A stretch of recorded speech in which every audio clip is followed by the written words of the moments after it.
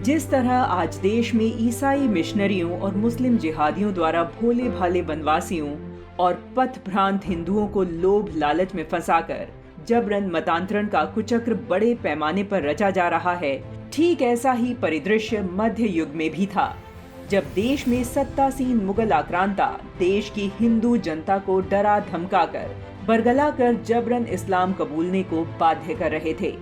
और जिस तरह आज देश भर का संत समाज जबरन मतांतरण के कुचक्र के विरुद्ध मुखर जनजागरण में जुटा हुआ है, तब ठीक वैसे ही मध्ययुगीन भक्तकालीन कवियों ने जबरन मतांतरण के विरुद्ध व्यापक जनजागृति अभियान चलाकर सनातन धर्मियों को न केवल विधर्मी होने से बचाया था, अपितु भय व लालच में इस्लाम कबूल चुके लोगों की बड़ी संख्या में स्वधर्म में वापसी भी कराई थी।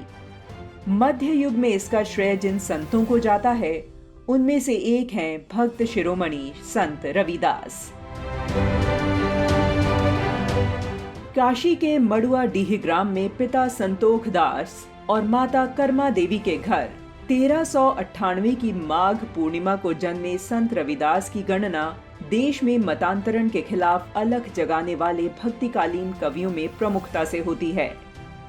जब 14वीं-15वीं शताब्दी में हिंदू धर्मावलंबियों का जीना दूभर था, हिंदुओं को धन का प्रलोभन देकर और डरा धमकाकर मतांतरण करना आम बात थी। उन पर विभिन्न प्रकार के कर लगाए जा रहे थे। शादी ब्याह पर जजिया, पूजा पाठ पर जजिया, तीर्थ यात्रा पर जजिया, यहाँ तक कि शव दाह पर जजिया लगा दिया गया था। इन अत्याचारों से देश का हिंदू समाज त्राही त्राही कर रहा था। हिंदू परंपराओं के पालन पर कर वसूली और इस्लाम मानने वालों को छूट देने के पीछे एकमात्र भाव यही था कि हिंदू धर्मावलंबी तंग आकर इस्लाम स्वीकार कर लें। ऐसे विषम समय में जगत गुरु स्वामी रामानंदाचार्य ने भारत माता को इस्लामी अत्याचार से मुक्त कराने और देशवासियों को विधर्मी होने से बचाने के लिए अपने भिन्न जाति शिष्यों में से चयनित कर जिस 12 भागवत शिष्य मंडली का गठन किया था, उन 12 प्रमुख शिष्यों में से एक संत रविदास भी थे।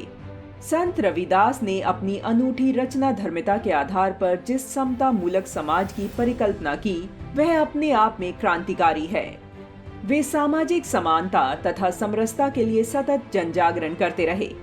संत कबीर के समसामयिक व उनके गुरु भाई रविदास ने जात पात पूछे न कोई, हरि को भजे सो हरि का होई की उक्ति को अपने जीवन में चरितार्थ कर दिखाया। संत रविदास जैसे भक्तकालीन संतों ने अपनी अनुपम शिक्षाओं के द्वारा जीवन जीने का जो मार्ग दिखाया, उसी पर चलते हुए आज के भारत ने अपनी आधुनिक संवैधानिक व्यवस्थाओं को कायम किया है।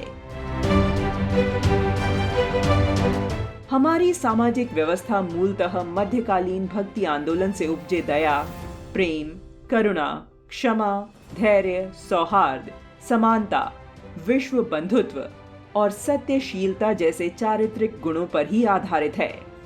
संत रविदास की कल्पना एक ऐसे समाज की थी जिसमें राग, द्वेष, ईर्ष्या, दुख व कुटिलता का कोई स्थान न हो।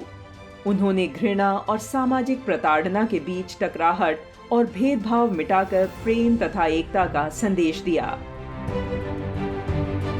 वे ऐसे आदर्श समाज की परिकल्पना करते हैं जिसमें धार्मिक कुरीतियां और जाति पाति का भेदभाव न हो। संत शिरोमणि रविदास जी को कोटि कोटि नमन है।